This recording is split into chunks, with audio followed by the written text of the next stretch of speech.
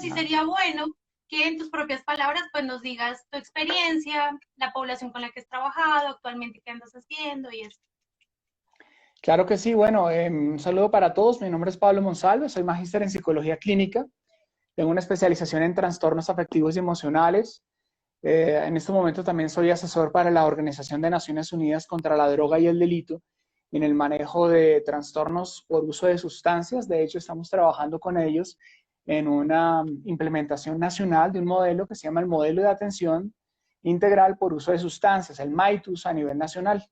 Y la idea es que esto sea realmente establecido por diferentes centros de atención.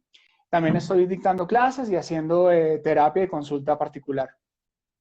Perfecto, mil gracias. Bueno, ¿por qué nosotras empezamos a sacar este espacio? Porque la evidencia que hemos visto en consulta, tanto niños, adolescentes, adultos, es diferentes trastornos. Obviamente no todos los psicólogos somos especialistas en todas las áreas, pero sí es lindo hacer como estos espacios para dialogar y poner en contexto a la gente cuándo acudir, cuándo detectar señales de alarma y pues teniendo en cuenta que tú muy amablemente nos quisiste colaborar hoy, entonces, bueno, empecemos ya para dar en contexto todo esto. Muchos pacientes que hemos tenido se han identificado con conducta adictiva, no solamente en sustancias psicoactivas, sino también las nuevas adicciones, internet, redes sociales, eh, pornografía, sexo, consumo de alcohol elevado, bueno, Uh -huh. videojuegos y demás cosas. Entonces, poniendo en contexto un poquito a las personas, ¿cómo nosotros podemos identificar en casa cuando de pronto estas conductas, ¿sí? Ya se potencian y ya se convierten en un problema? Claro que sí. Tenemos que tener en cuenta varias cosas importantes. El hecho de que alguien se la pase jugando, o por lo menos juegue, no significa que ya tenga una adicción. Es importante también que para las personas que nos están viendo, que identifiquen esto. Hay un continuo, ¿de acuerdo? Desde el momento en el que yo me dedico a hacer una conducta, la que fuera, hasta el momento en el que me vuelvo una persona dependiente de esa conducta para poder estar bien. ¿Qué signos de alarma hay? Cuando las personas, por un lado, pierden el control. Es decir, una cosa es que yo digo voy a jugar, qué sé yo, 3 horas, y otra cosa es cuando, no sé, yo empecé a jugar a las 6 de la tarde y ya son las 12 del día siguiente, no he comido nada y me están llamando a comer. Y esto no pasa solo una vez, aclaro, porque a veces de vez en cuando yo conozco personas, y yo también lo he hecho alguna vez, que uno juega y listo, uno se engorila y le da chévere rico, pero esta es una situación que es muy reiterativa, ¿de acuerdo? Estamos hablando de una situación que se viene presentando generalmente más o menos a unos 6 meses en donde la persona tiene estas conductas de pérdida de control. Esta es muy importante. Y la pérdida de control implica también un deseo impresionantemente grande de lograr esa conducta, sea jugar, sea consumir alguna sustancia, no, sea tener sexo, gastar dinero como la uniomanía, que es la adicción a las compras, etcétera. Todos salimos a comprar y está muy bien, es normal. ¿En qué momento una persona tiene la dificultad de la oniomanía? Cuando está gastando demasiado, cuando ya no puede controlar el gasto que tiene. Claro, llega a fin de mes y las tarjetas de crédito le están arrojando todo en rojo, un sobregiro impresionante, y la persona dice, ¿yo qué hago con tantas cosas que compré? Me acuerdo mucho de una consultante de hace unos años que ella iba todos los años a la feria del libro a comprarse 5 tomos del mismo libro. Y yo le pregunté, ¿y usted qué hace con ellos? ¿Los regala o qué? Me dijo, no, yo los tengo ahí, los tengo organizados en mi closet. Eran los libros de Gabriel García Márquez y nunca los leyó. Los tenía, solamente era por las ganas de comprar libro. Tal Así cual. es. Sí, y lo que nos pasa también ahora en la pandemia, que tenemos tanto el acceso a Internet, de hecho nosotros hicimos como varios posts referente a esto con el IVA, cómo la gente se volvió loca en comprar un montón de Uy, cosas, sí. reventar la tarjeta, electrodomésticos, ropa, zapatos, teléfonos, y hay una adicción ahí que no hemos mencionado y es a la tecnología, a los gadgets, ¿no? La gente que le encanta comprar el Sí. último celular, el último computador. Entonces, ¿cómo Eso, esto no solamente... Dime, dime, sí.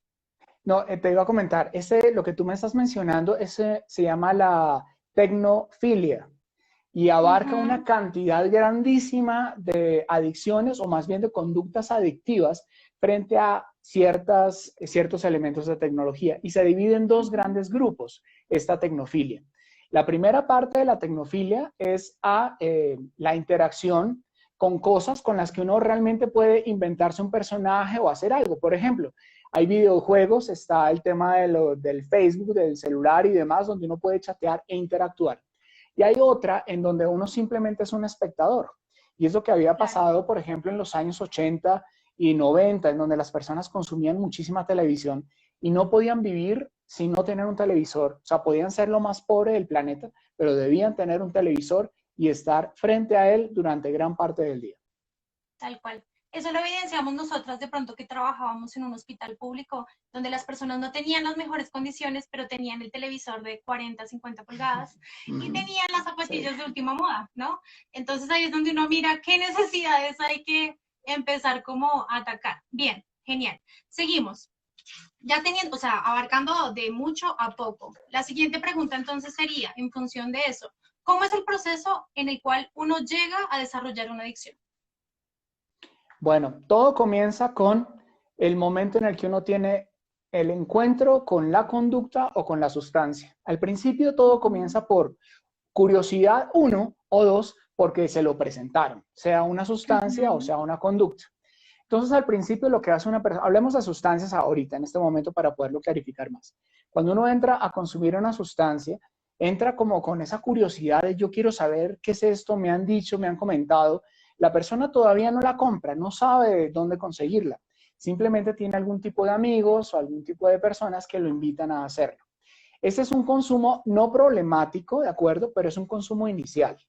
Luego este consumo inicial de exploración o de curiosidad se vuelve un poco más habitual. ¿Cómo?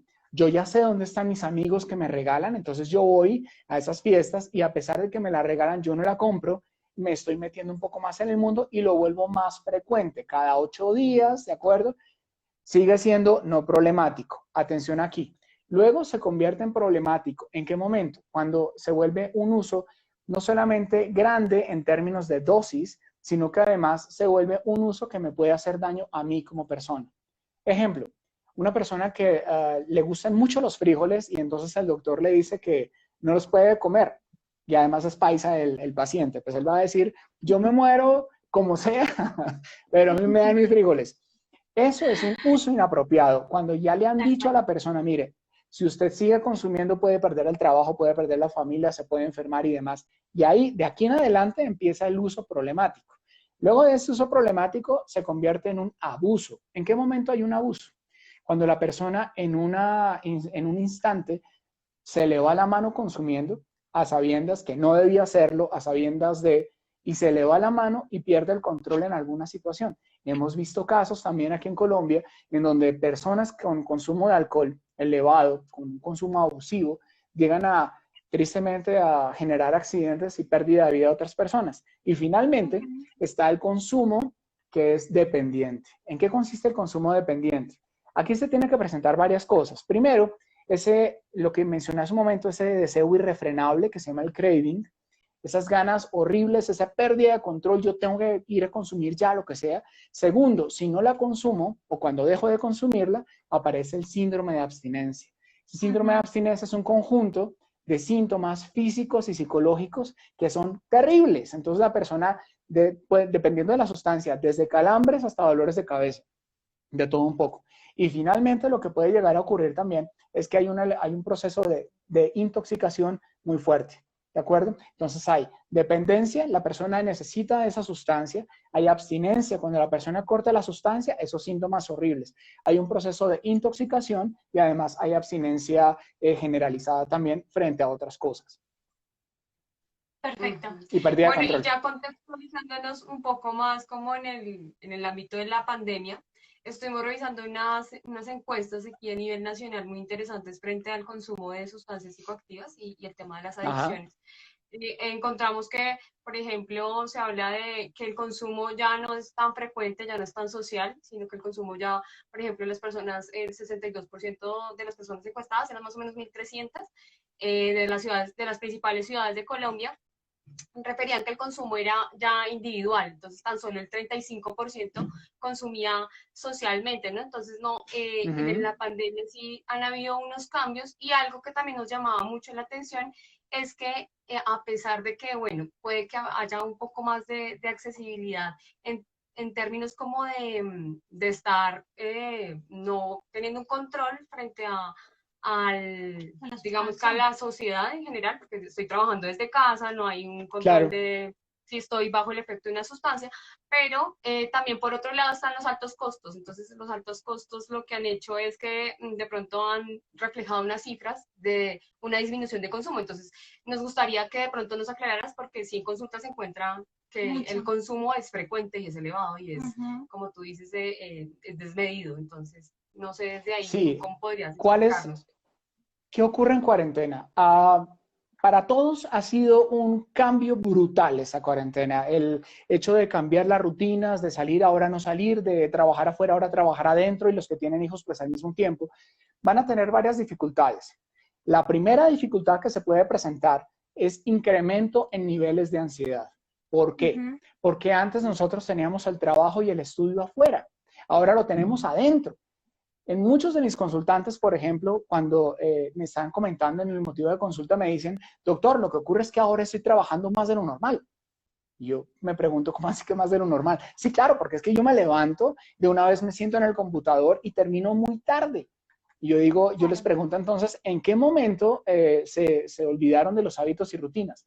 Por tanto, tanto tiempo de estar sentados trabajando, y además que tienen que atender otras cosas. Las personas que son madres de familia, los que están cuidando personas mayores, se sube mucho el estrés, ¿de acuerdo? Entonces, incremento del estrés. Ese incremento del estrés lleva a un segundo elemento muy importante que tiene que ver con déficit en cierto tipo de habilidades. Si yo no tengo habilidades de afrontamiento, si no tengo solución de problemas, si no tengo habilidades de carácter psicológico, pues es muy fácil, es más fácil decir, yo estoy ansioso, lo más sencillo es, me mando una pastilla o me mando una botella de alcohol, porque eso sí me relaja. Y claro, relaja, son sustancias que en este caso estamos hablando de temas de depresión, de depresor del sistema nervioso central, donde uno se siente más relajado y más tranquilo, ¿de acuerdo? Tercero, importante también aquí con todo este tema del por qué las personas ahora están consumiendo más.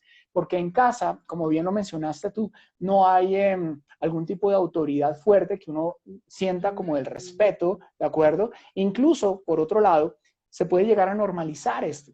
Porque aquí en Colombia y en Latinoamérica es absolutamente normal que una persona consuma alcohol. ¿De acuerdo? Me acuerdo mucho a mis clases, y por ahí estoy viendo a varios de mis estudiantes. Un saludo para todos ellos también. En clases yo siempre les digo que aquí en Colombia, un 31 de diciembre, siempre tenemos los siguientes personajes. Siempre está el niño corriendo, siempre está la abuela, el tío borracho, la tía loca, qué sé yo. Pero de todo esto, de todo lo que ocurre, el niño está viendo cómo el resto de personas brindan, cómo incluso, claro, brindan alcohol y además le pueden dar a él. Exacto, y le dicen, pero mijito, es que usted también va a crecer, tome para que pruebe de una vez.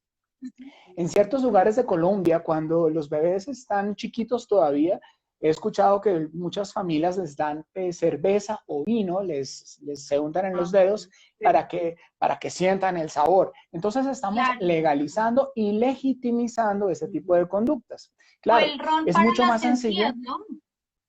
Había escuchado eso también. Bueno, el ron también sirve para una cantidad de cosas, pero cuando son más grandes. Ya lo sabemos. ¿Se acuerdan Todos tus de estudiantes esas hemos clases? pasado por ese chiste, yo creo. Sí, efectivamente, bastantes. Y ya después de eso todas dijeron, cuando me inviten a tomar ron, ya se va que van. Pero volviendo al asunto, volviendo al asunto, como estamos legitimando este tipo de conductas, entonces nuestra familia se da cuenta que uno de sus hijos o la pareja o alguien tiene dificultades de ansiedad. ¿Y qué le dicen? ¿Por qué no se toma un guarito? Tómese un roncito.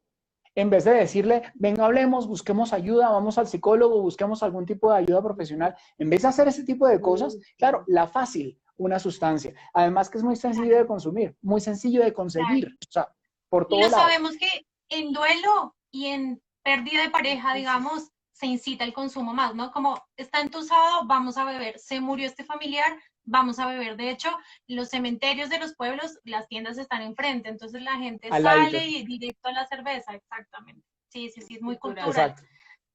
Tal cual, sí. Bueno, Y es tan Bueno, y tú cultural que aquí lo estabas hablando hacemos. de algo, Sigue. Dime, te estabas hablando escucho. de algo muy importante y es que desde niños, bueno, ya por cultura, pero hay una edad de riesgo para adquirir una adicción, para empezar como a desarrollar una adicción. Pues imagínense que para muchas de las personas que nos están viendo que quizás no son profesionales en el área de salud mental, les tenemos que decir algo que es muy importante. El cerebro humano se desarrolla de entre los 21 y los 24 años. Ahí Sí. termina su desarrollo. Todo lo que ocurra antes es crítico, ¿de acuerdo? ¿Cómo así crítico? Si yo estoy construyendo una casa y cuando tengo los cimientos y en vez de ponerle cemento, no sé, se me ocurre ponerle vidrio o gelatina, pues lo más probable es que más adelante, cuando lo esté terminando de construir, todo se me mueva.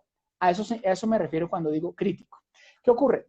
Los muchachos empiezan a crecer, ¿de acuerdo? Ellos no saben, nadie lo sabe realmente, a través de la ciencia uno se da cuenta que entre los 21 y los 24 años se desarrolla el cerebro, pero al principio uno empieza a tener ciertas conductas de riesgo. ¿Cuándo las tiene? Generalmente en adolescencia. ¿Por qué en adolescencia? Hay varias razones. La primera es neuronal.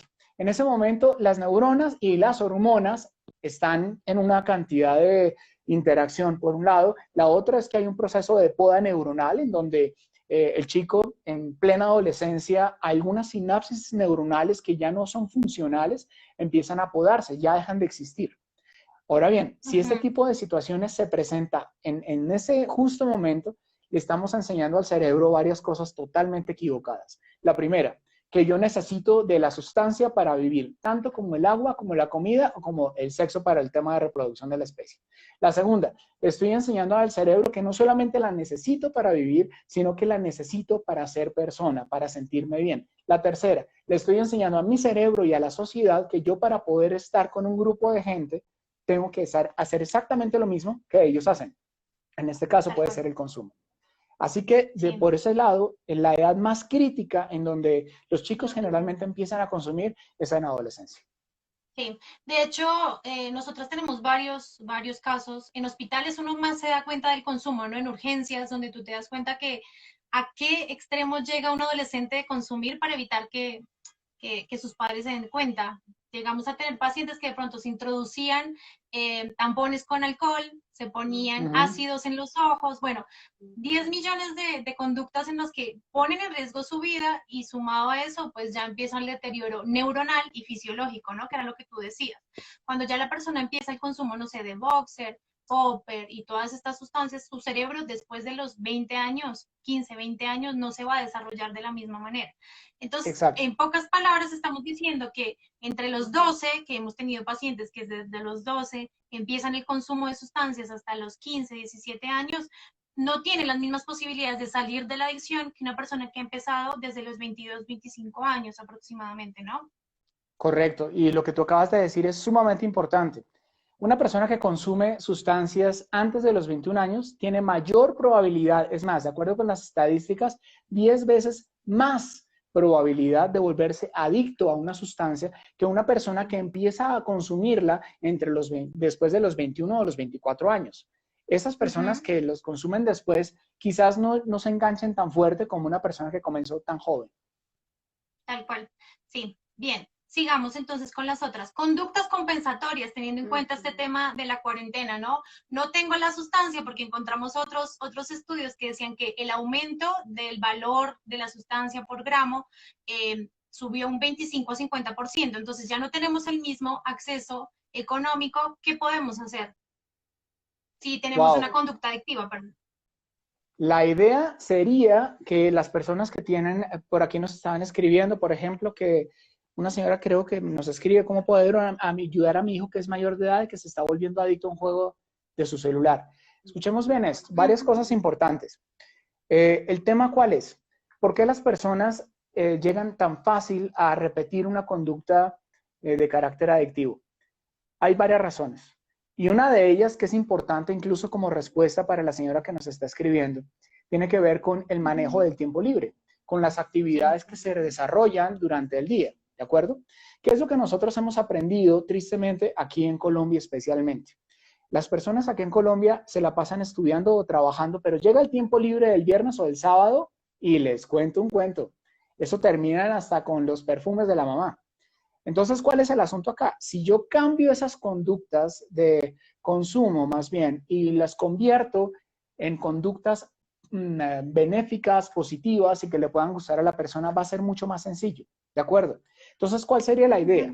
Que en vez de tener ese espacio de ocio, la persona tenga la posibilidad de utilizar ese espacio, pero en actividades que le sean de provecho, ¿de acuerdo? Hay 4 razones por las cuales las personas se vuelven, generan ese craving, y una de ellas es porque están aburridas. ¿Cuántas veces hemos escuchado, y ustedes también lo saben claramente, cuántas veces hemos escuchado, bueno, ¿y usted por qué recayó? No, es que estaba desparchado, no, es que no tenía nada que hacer. Esa es una razón, el ocio. La otra razón es la asociación que hay entre el consumo de sustancia, la que fuera, y una conducta que puede ser positiva. Por ejemplo, aquí en Bogotá, ustedes han visto que muchos lugares de muchos barrios salen los domingos a jugar fútbol. Entonces, uy, no, voy a jugar fútbol, qué chévere. Hasta el día en que se les ocurre apostar el petaco. Entonces ahora ya no solamente es el placer de jugar fútbol, sino que ahora es yo voy a jugar fútbol, pero por el petaco. Y todo el esfuerzo que hago ahora es por el petaco, por la cerveza, y ya no es por jugar fútbol. Tan es así que una vez que le dicen ya no vamos a apostar petaco, sino otra cosa, la persona dice, no, entonces ya no juego. ¿Me hago entender? Sí, Estas son cosas o el importantes refuerzo que debemos social tener en del cuenta. mismo consumo, el refuerzo social por el mismo consumo. De pronto la persona no tiene ganas de consumir, pero como está en ese ambiente, sí o sí termina consumiendo. Entonces ahí es como qué tanta nivel de persuasión tengo en función de donde yo me encuentro, ¿no? Claro, y eso también hace referencia a las habilidades psicológicas que uno tiene, desde la Tal resiliencia, cual. la capacidad de decir no, la capacidad de decir un momento, es que yo tengo una familia, tengo unos objetivos totalmente diferentes, entonces yo no tengo por qué hacer ese tipo de cosas. Pero recordemos esto que es tan importante y respondiendo a la pregunta, ¿qué cosas pueden compensar de una manera apropiada y terapéutica? Atención, apropiada y terapéutica sería el hecho de que la persona cuando esté en esas situaciones busque actividades diferentes, se reúna con personas diferentes, haga cosas que incluso no había pensado hacer previamente, ¿de acuerdo? Sí, Como siempre le digo a mis estudiantes, si quieres ver algo que nunca has visto, haz algo que nunca has hecho. Entonces, también cambiar la dinámica de conducta que hay. Por otro lado, sí, lo que están haciendo muchas personas que no conocen de este tema terapéutico es cambiar esta circunstancia de consumo, me veo encerrado, no puedo adquirir el consumo y me está llegando el síndrome de abstinencia. El síndrome de abstinencia depende de cada sustancia, ¿de acuerdo? Por ejemplo, hay sí, síndrome de abstinencia de marihuana y una sí, de las características del síndrome de abstinencia de marihuana es que la persona empieza a sudar muchísimo y no sabe ni por qué. O sea, está quieto y empieza a sudar, no se puede quedar quieto, empieza a tener hiperquines y además de eso, sus cogniciones, sus pensamientos. Estoy aburrido, quiero hacer algo, ¿cómo me hace falta un plon? ¿Me hago entender? Y este sí, confinamiento genera frustración. La frustración, de sí, acuerdo con lo que nosotros sabemos, va a desembocar en agresividad. ¿Qué tipo de agresividad? sí. Cualquiera. Se puede poner de mal genio, puede mandar a todo el mundo por dentro de un tubo o realmente puede ejecutar agresión física. ¿Me hago entender? Esas serían las formas de compensación inapropiadas. Y no solamente la agresión física hacia una persona, hacia su propio ambiente e incluso hacia sí mismo. Es muy importante Sí. tener eso en cuenta. Sí, Y no, perdón, ya mencionaste el tema de los adultos, ¿no? Nos ha pasado mucho en consulta con niños que de pronto es un poco más difícil porque los padres tienen que hacer otras actividades y la forma fácil es dejarle una pantalla. Pero cuando ya se convierte en conflicto, el niño disminuye otras actividades placenteras para estar pegada a la pantalla. Hemos tenido casos en donde el uso excesivo de las pantallas pues generan otros diagnósticos, ¿no? Que ahora más adelante vamos a hablar de la comorbilidad, trastorno de déficit de atención, irritabilidad, que se contraponen con la misma conducta de adicción. Y además de esto, es Correcto. la exploración en el mismo Internet a llegar a cosas que no debería tener acceso. Estos videojuegos que de pronto estábamos mencionando anteriormente, de pronto al interactuar con gente que no se sabe si hay una conducta detrás de pornografía, incitación de un montón de cosas, que también puede pasar en la misma consulta. Entonces, ¿qué nos sugerirías ahí de pronto para el manejo familiar, teniendo en cuenta si tenemos niños que están muy pendientes de las pantallas y las redes sociales, que ya de pronto más adelante lo podríamos hablar. Lo primero que hay que tener en cuenta para todos las personas que nos están viendo en este Instagram Live, un saludo para todos además, es si usted es papá, si usted es mamá y tiene un hijo menor a 10 años, por favor, no le dé un celular, no le dé una tablet, todavía no. Observen esto, ¿cuál es la diferencia entre la generación actual y la generación en la que nosotros nos criamos? Nosotros generamos habilidades diferentes, habilidades de interacción personal, porque también nos enseñaron a perder. ¿Cómo perdíamos? Sí. Jugando en el parque, jugando en la red social del parque, ¿de acuerdo? Segundo, no le den celular porque además usted está reemplazando, como bien lo dijiste tú, Sabi, hace un momento, está reemplazando el cuidado paterno por simplemente una pantalla y eso no es apropiado, ¿de acuerdo? Así que si ya se presenta este problema, lo que hay que hacer es lo siguiente, las sugerencias que les brindamos en este momento. Bueno, varias cosas. Uno, la primera sugerencia, primero tiene que dosificar el tiempo de interacción del niño con el aparato. Nada que hacer, usted es el papá, usted es la mamá, usted es el cuidador, tiene las llaves de la casa, tiene la autoridad para hacerlo, ¿de acuerdo? Segundo, lo que sí puede hacer con las pantallas es utilizar este tipo de medios. Atención, es que los medios no son malos, los medios son buenísimos. El problema no es el medio, es el uso que se hace del medio, ¿de acuerdo? Entonces, ¿qué es lo que hay que hacer? Miren, en Internet hay una cantidad de cursos gratuitos para aprender Photoshop, a tocar guitarra, a tocar piano, a cantar. Hay cursos para hacer obras de teatro. Yo he visto familias que también hacen eso, que ven alguna cosa, alguna película, entonces sacan los disfraces en la casa, apagan la pantalla, claro, y ellos mismos la representan en su casa. Es una forma mucho mejor de utilizar los medios. Por otro lado, los medios a nosotros nos brindan información. Papá y mamá, por favor, tengan mucho cuidado con qué información está recibiendo su hijo a través de estos medios, porque no todo lo que hay en Internet es verdad. Entonces, no falta el que cree que solamente porque hay un video, entonces ya voy a creer en lo que me están diciendo. No, hay que generar criterio y eso lo hacen los padres de familia. Sí, tal cual. Hay una serie que nosotros de hecho recomendamos en nuestra página que se llama Darknet, en donde aparece vivencial todas las cosas que podemos toparnos con Internet, ¿no? O sea, el uso indiscriminado de pornografía que lleva a otras conductas, el acceso a armas, el acceso a interacciones que no deberían tener un niño menor. Correcto. Entonces eso es importante, que la gente sepa en realidad qué es el Internet, ¿no? Que por más de que esté tanto tiempo, como monitorear en qué páginas está navegando, bloquear el acceso de algunas y tener un timing, ¿no? Decir, bueno, según la edad que yo tengo, si tiene 5 o 7 años, media hora es suficiente. Lo mismo con la televisión o lo que sea. Siempre nosotros en consulta obviamente tratamos de manejar eso, pero claro, cuando un papá no tiene el tiempo, no tiene el recurso, no sabe qué más inventarse, además de un disfraz o ponerlo a pintar o demás cosas, se complica la situación, pero pues si ya se generan estos inconvenientes, la idea es ya hacer un tratamiento en consulta, ya como más estructurado, como nosotros en Cognitivo podemos hacerlo. De hecho, y lo debemos hacer, sigue. Que tú venías diciendo de la vinculación, las adicciones, por ejemplo, a las redes sociales, a las series.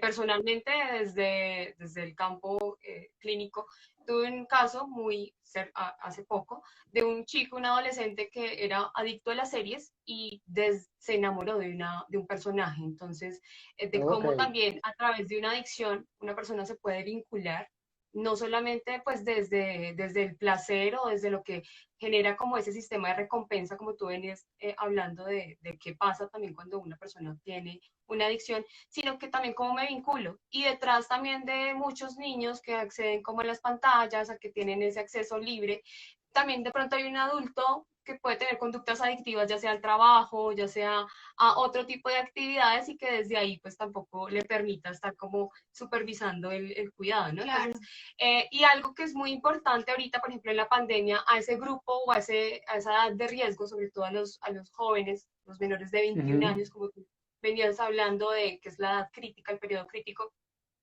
¿cuáles podrían ser como esas, digamos que esos factores de riesgo que pueden potenciar o el desarrollo de una adicción, o ya las personas que tienen adicción, cómo también se puede incrementar? Entonces, digamos que cuáles serían esos factores ahorita que están más latentes. De riesgo, claramente el asunto del tema de la comunicación es que vivimos en una nueva generación, es muy diferente a en la que nacimos nosotros. Ahorita todo se da a través de la información.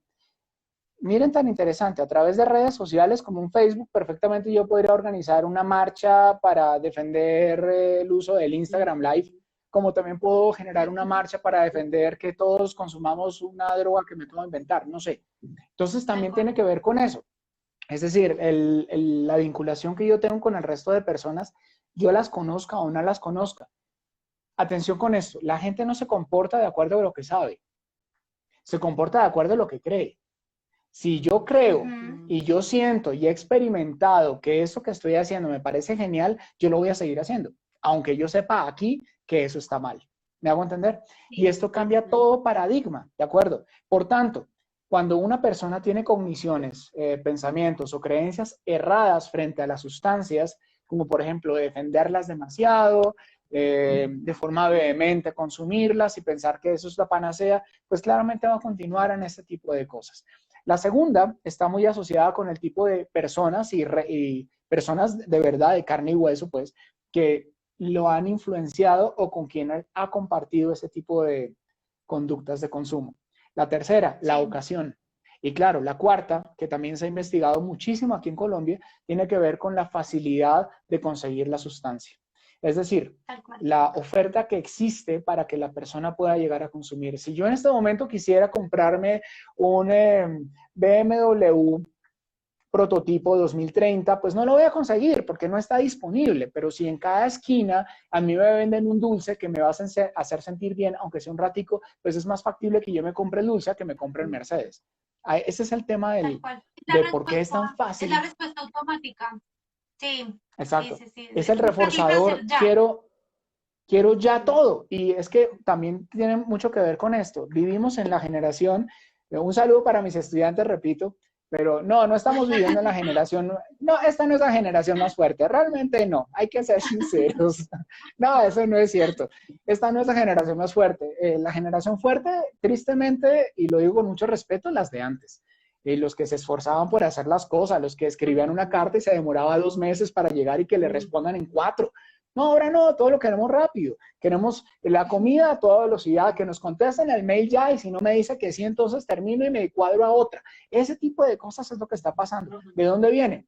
Porque nosotros ahora estamos pendientes solamente de pasarla bien ya. No estamos pendientes de, oiga, me voy a proyectar también para el futuro, tengo que esforzarme. Ese cambio de mentalidad ha hecho que ahora esta generación solamente se enfoque en una única cosa, buscar placer. Por tanto, todo lo que tiene que ver con entretenimiento hoy en día pega duro, nada que hacer. Hay nuevos canales, nuevos streamers, hay nuevos youtubers y todo el mundo está consumiendo. Yo me acuerdo cuando yo crecí en casa, a duras penas habían 3 canales de televisión. Solo habían 3, no había más, ¿sí? Y además a uno le controlaba la televisión. Pero hoy en día llegan papás, padres de familia a consulta y me dicen, doctor, es que yo no sé qué está viendo mi hijo. Y yo le digo, yo tampoco, porque es que hay mucho.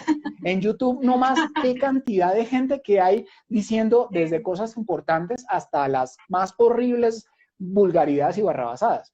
¿Qué están siguiendo nuestros hijos? Este tipo de tips son claves para la información.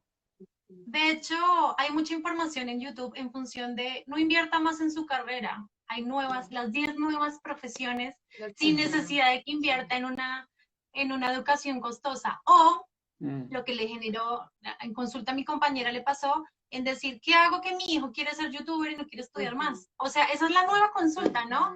En decir que ¿qué recurso hay? ¿Qué hago? Y el discurso de los niños es ese, estoy aprendiendo cosas que no me van a servir para el futuro. El colegio, ¿para qué me enseña, no sé, química, si no me interesa la química y tengo claro que quiero ser youtuber y quiero... Entonces, es como desde ahí, como nos estamos también, o esas creencias están empezando a cambiar a nivel cultural, ¿no? Ni siquiera individualmente. Y lo otro que también queríamos tocar es el tema de las comorbilidades, ¿no? De esos trastornos que también acompañan las adicciones, porque las adicciones no vienen solas y tampoco es que aparecen de un día para otro, ¿no? Eso también es que quede muy claro para las personas que nos están viendo, porque no es que aparecen en pandemia, es que también ya de pronto ha venido pasando algo antes. Así es. Para que se presente cualquier trastorno, puede ser incluso una adicción, tienen que haber varios factores. No es que No es que, ay, está llamando la atención porque no tiene baja autoestima. No, hay más cosas que eso, ¿de acuerdo? Una, tiene que haber un elemento genético o biológico, ¿de acuerdo? ¿Qué significa eso? Si antes en la familia alguien ha tenido tendencia a consumir alguna sustancia, ha tenido algún trastorno mental o algo por el estilo, hay mayor probabilidad de que la persona que nace después, que viene de ese mismo linaje, de esa misma familia, si se encuentra con la sustancia, hay mayor probabilidad de que se quede enganchado, ¿de acuerdo? Pero si yo no vengo de ese tipo de genes, pues yo puedo encontrarme con la sustancia y nunca en la vida me engancho. ¿Me hago entender? Primero, lo genético. Segundo, tiene que ver también con lo que acabamos de hablar ahorita, lo social. Un momento, ¿qué fue lo que yo aprendí? ¿Qué me enseñaron? Hace un momento lo dije y lo repito. Uno no actúa de acuerdo a lo que sabe, sino a lo que cree. Cuando yo digo que me enseñaron, significa también qué me enseñaron que yo estoy creyendo hoy en día. ¿Qué estoy creyendo de esa sustancia? ¿Qué estoy creyendo de esta conducta? ¿A dónde me puede llegar a llevar? La siguiente, ¿qué voy a obtener de esta conducta o de esta sustancia? Claro, si yo obtengo placer y vengo con una familia, o sea, se suman muchísimas cosas. Con respecto a las comorbilidades, en adicciones hay varios temas importantes. Por un lado está el trastorno afectivo bipolar, que es muy importante respecto al tema de las adicciones. ¿Por qué? Una persona cuando está en fase maníaca va a sentir que puede comerse al mundo, que puede hacer todo, que esos son los que venden la casa porque yo sé que mañana voy a comprar 20 camiones y entonces con esos 20 camiones voy a volver un millonario. Y lo hace, además, ¿sí? Entonces, en el episodio maníaco se siente tan increíblemente poderoso que quiere seguirla y puede terminar consumiendo estimulantes, o por otro lado, quiere bajarla y termina consumiendo depresores, o mezclándolos, como el dichoso speedball, que es la mezcla de un estimulante fuerte como la cocaína y luego de bajada se inyecta en la dosis de heroína, por ejemplo, ¿de acuerdo? Otra comorbilidad importante son los trastornos de ansiedad y de depresión, porque han sido mal llevados. Y algo clave también que me parece importante mencionar, espero que hayan compañeros también del área de salud, del área de salud mental, ojalá haya médicos, y tiene que ver con cierto tipo de prescripciones que se están dando. Por ejemplo, en Estados Unidos una persona se cae e inmediatamente no le mandan mejoral, como acá, sino que le mandan hidrocodeína. La hidrocodeína, por ejemplo, es un derivado fuertísimo del opio, ¿de acuerdo? Es casi que darle morfina a una persona solo porque se cayó. Sin querer queriendo, lo que están haciendo es convirtiéndolo en... Correcto, que empieza a acostumbrarse a esa sustancia y sin ella entonces ya no va a sentir placer y por el contrario, además va a sentir dolor. Algo también importante, especialmente para quienes están acá ejerciendo la medicina general, he tenido muchos consultantes que llegan y por alguna razón van donde el médico general y le recetan medicamentos psiquiátricos, así de chévere. Sí. Entonces me preguntan y yo les digo, bueno, yo sugiero en urgencias. Yo les sugiero, pida cita a psiquiatría porque es que una cosa es una cosa y otra cosa es otra cosa. Quizás el médico con muy buena intención, pero quizás está haciendo algo que no le compete. Este tipo de sustancias, de medicamentos psiquiátricos, si son consumidos de forma inadecuada, pueden llegar a generar adicción. Hay que tener en cuenta esto, de forma inadecuada. Por tanto, vaya mejor donde un psiquiatra para que le prescriba. Y usted tiene que ser muy juicioso con las dosis y con las horas en las que se tiene que tomar las dosis. Bien. Todo el tiempo. Eso pasa mucho.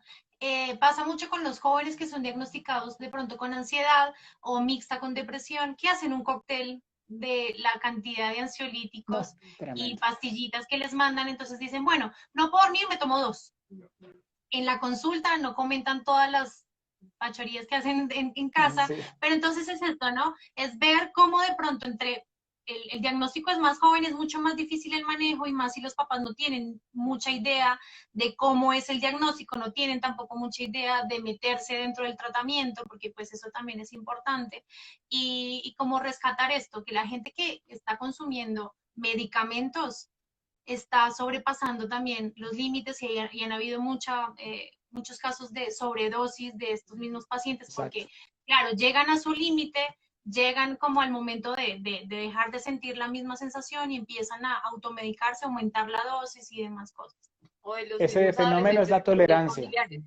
Sí, sí, claro. Ahora ese fenómeno tienen familiares como, no sé, personas mayores o en la familia que consumen algunos medicamentos y empiezan también a automedicarse. buscando pues esa sensación de bienestar o bueno, el efecto que están buscando. Entonces, Claro, habían Claro, fiestas hace un tiempo en donde en algunas zonas lo que hacían era que cada uno llevaba medicamento de la prescripto casa. y hacían como el sí, cóctel y en el bowl el cada uno cóctel. agarraba lo que quisiera y ahí que Muy sobreviva el que tiene que caserito, sobrevivir.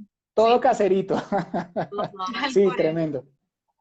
Esas son las cosas que debemos también tener en cuenta. Para los papás y mamás que nos están viendo, si tienen hijos adolescentes, una de las cosas que nosotros vivimos es que no deje ir a su hijo hasta que usted no sepa dónde va. Yo sé, sí, Sí, le van a decir a usted que es un retrógrada, que es un papá del siglo pasado, pero es que usted no sabe dónde va a ir su hijo. Además, donde va a ir su hijo, va a haber adultos responsables, se va a dar alcohol, quién va a estar presente en caso de una emergencia que, o sea, hay que pensar en esas cosas. Hoy en día no, como bien lo dijiste tú también, Sabi, no solamente dejan a los niños con una tablet o con un juego, sino que haga lo que usted quiera, yo confío. No, un momento. Antes el sí. del yo confío, primero yo formo. Si no formo, no confío. Primero formemos a nuestros hijos como debe ser.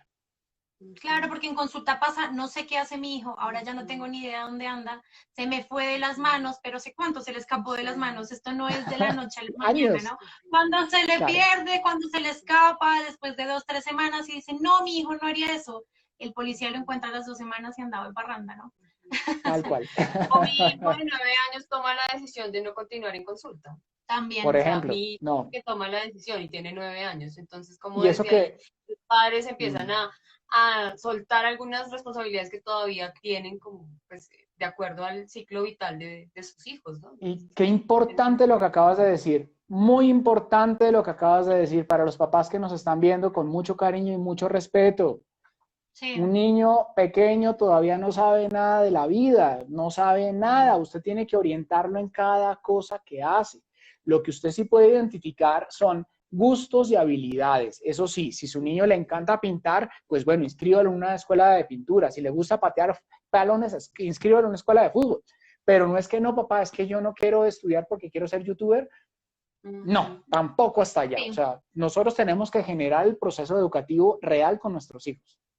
sí, sí, sí. Sí. Y ya, bueno, y ya para finalizar, ¿qué recomendaciones tú le podrías dar a los padres, sobre todo los adolescentes, teniendo en cuenta que ahora hay muchas fiestas clandestinas, que hay como esa necesidad de salir, que pues por otro lado está el riesgo del contagio y también esa sensación de buscar libertad, ¿no? Entonces, no sé si desde ahí puedas puntualizar como frente a esas recomendaciones a esa población específica, que es como la que más ha tenido dificultades. Bien, son cuatro cosas, pero las digo y luego enfatizo. La primera, tiene que haber unas manifestaciones apropiadas de afecto hacia sus hijos.